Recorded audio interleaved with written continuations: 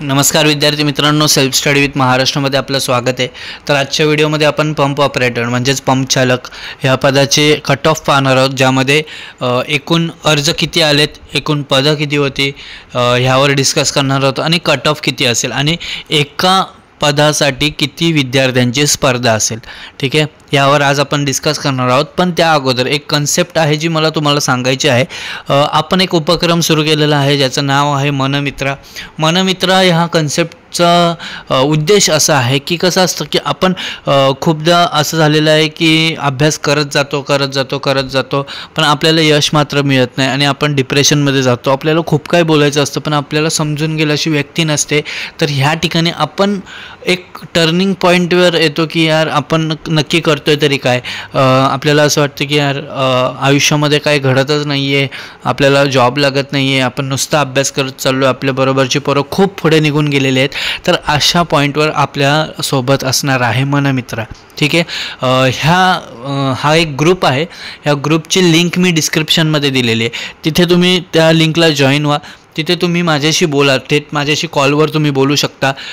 तिथे तुम्हाला तुमची अपॉइंटमेंट बुक केली जाईल, त्यानंतर तुम्ही त्या वेळेमध्ये माझ्याशी बोलू शकता। तुमचं जे काही मनात आहे, जे काही मनात आहे, घरच्या प्रॉब्लेम्सपासून ते स्वतःच्या रिलेशन प्रॉब्लेम्सपर्यंत सगळं काही सॉल्व करून दिलं जाईल, एकदम प्रॅक्टिकली आणि इमोशनली। ह्या दोघांवर लक्ष ठेवून तुमचे जे काही प्रॉब्लेम्स असेल, सोबत अभ्यासाचा जरी प्रॉब्लेम असेल तर तो प्रॉब्लेमसुद्धा तुम्ही माझ्याशी थेट कॉलवर बोलून तो सॉल्व केला जाईल। ठीक आहे, तर तुम्ही या, तिथे आपण बोलूया आणि तुमचे प्रॉब्लेम्स सॉल्व करूया। ठीक आहे, तर आता आपल्या मेन मुद्द्यावर येऊया, पंप ऑपरेटर। ठीक आहे, तर पंप ऑपरेटर या पदासाठी जागा होत्या 103। ठीक आहे, जागा 103 होत्या। त्यानंतर मग या ठिकाणी तुम्ही पाहू शकता पंप ऑपरेटर 23 नंबर। ठीक आहे, 23 नंबर 4675 4675 अर्ज आलेले आहेत। ठीक आहे, तर स्पर्धा म्हणजे एका जागेसाठी जवळजवळ 45 उमेदवार असतील।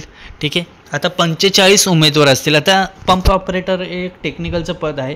टेक्निकलच्या पदामध्ये कसं आहे की तुम्हाला टेक्निकलचा अभ्यास खूपच असावा लागणार आहे आणि सोबत रिझनिंग होतंच। आणि ह्या वेळेला IBPSने रिझनिंगवर अशी काही बॅटिंग केलेली आहे आणि अशा काही ट्रिकी पद्धतीने रिझनिंग टाकलेलं आहे की जे मी तुम्हाला नॉन टेक्निकलचं आपलं जे बघितलं होतं, लिपिक टंकलेखक क्षेत्र व्यवस्थापक ह्या 2 व्हिडिओ बनवले, त्या व्हिडिओमध्ये मी सांगितलं होतं। आणि सोबतच आपलं जो काही नॉन टेक्निकलचा व्हिडिओ होता त्यामध्ये सुद्धा मी तुम्हाला सांगितलं होतं की रिझनिंग अशा पद्धतीने केलेलं आहे की एक प्रश्न आणि त्या प्रश्नावर पुढचे 5 प्रश्न, म्हणजे हा प्रश्न जर चुकला तर पुढचे 5ही प्रश्न चुकणार आहेत। मग मुलांना काय वाटलं की यार ह्याच्यामध्ये काय वाटलं की अरे नाही प्रश्नच चुकीचा आहे आणि तो एक प्रश्न चुकल्यामुळे पुढचे 5 प्रश्नसुद्धा चुकीचेच दिलेले आहेत IBPSने असं वाटलेलं। पण मित्रांनो, इथे तुम्ही गणलेला आहात, इथे पूर्णपणे तुम्ही गणलेला आहात आणि ह्या ठिकाणी तुमचे 5ही प्रश्न चुकलेले आहेत।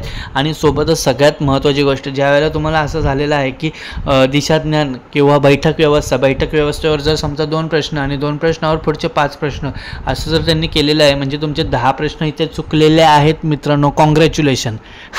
आणि जो विद्यार्थी आहे ज्याचे रिझनिंग चांगलं आहे, ज्याचे म्हणजे त्याने लक्ष फोकस देऊन तो प्रश्न सोडवलेला आहे, एकदा सोडून 2 वेळा ट्राय केलेला आहे, त्या विद्यार्थ्याने इथे लीड मारलेली आहे मित्रांनो।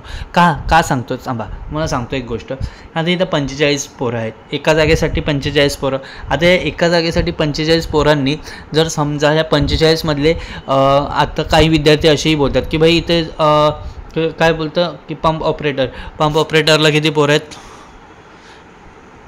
4675। ठीक आहे, 4675 हे 4675 आहे तसेच नसतील भरले, ओके, काही हरकत नाही। आता तुम्ही मला एक गोष्ट सांगा, 4675 मधले मी समजा 1000 पोरं जर साईडला काढले, ठीक आहे, 1000 पोरं जरी साईडला काढले ना मित्रा, तर हे ना एक अंदाज आपण देऊया, एका पदासाठी 45 पोरं आहेत ना, तर बघ कामाला असले तरी पोरं आहेत ना, पुन्हा प्रॅक्टिससाठी पेपर द्यायला येतात। ठीक आहे, त्यानंतर मग पदं म्हणजे कसं असतं की त्यानंतर त्यांनी पोस्ट घ्यायची की नाही घ्यायची हा त्यांचा प्रश्न आहे। ऑप्टिंग आउट करतात ही, काही ऑप्टिंग आउट करत नाही, तिथून ते इकडे स्विच होतात बस।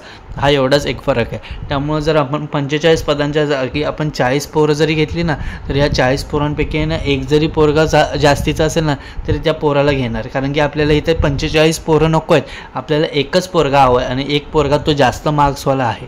ठीक आहे, ओके, समजते का तुला की इथे किती जागा आहेत बघ, 103 जागा आहेत ना.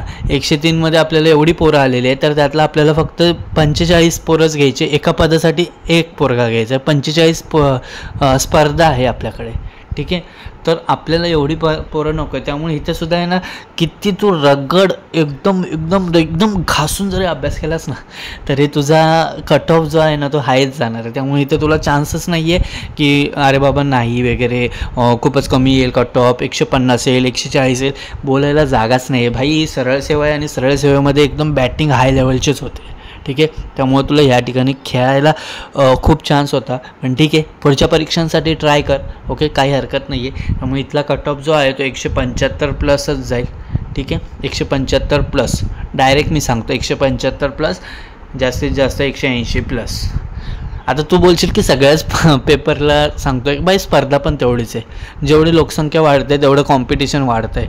ठीक आहे, सो लोकांना खूप जास्त गोष्टी दिसत आहेत आणि जास्त गोष्टींमध्ये सरळ सेवा दिसते, कारण की जी जास्त संख्येमध्ये भरती निघत चालली आहे, 75,000ची भरती, 50,000ची भरती. सो जे ग्रॅज्युएट होऊन पोरं येतात त्यांना ना असं दिसतं आहे की भाई आता आपल्याला गव्हर्नमेंटमध्येच जायचं आहे, गव्हर्नमेंट. आणि जेवढं हे झालं आहे म्हणजे जागरूकता वाढली आहे ना रे, जागरूकता वाढली आहे. त्यामुळे लोक कसे की ह्याच क्षेत्राकडे वळत आहेत कोरोनापासून, कारण की लोकांना समजलं की इतर सेक्शन्स बंद होतील पण गव्हर्नमेंट सेक्टर कधीच बंद होणार नाही आहे. त्यामुळे इथली स्पर्धा वाढते, ऑब्वियस आहे. त्यामुळं 175 प्लस कट ऑफ जाणार. तू काय करायचं ते कर, 175 प्लस कट ऑफ जाणार. ठीक आहे, तर हा कट ऑफ मी तुला सांगितलेला आहे.